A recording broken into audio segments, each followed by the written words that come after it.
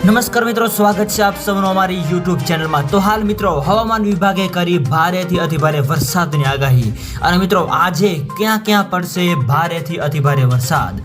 તો મિત્રો વરસાદ તેમજ વાવાઝોડાને લગતી તમામ નવી અપડેટ માટે અમારી ચેનલની અંદર જે પણ મિત્રો નવા છે સબસ્ક્રાઇબ નથી કરી તો સબસ્ક્રાઇબ કરી લેજો અને મિત્રો વિડીયો ગમે તો વિડીયોને લાઈક કરો, શેર કરો અને કોમેન્ટ કરો।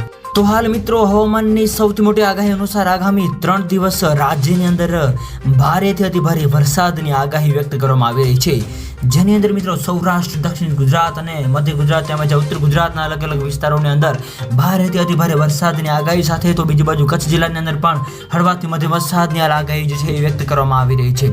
આ સાથે સાથે બીજી બાજુ મિત્રો હવે નક્ષત્રોની અંદર પણ મિત્રો ભારે વરસાદની આગાહી વ્યક્ત કરવામાં આવી રહી છે।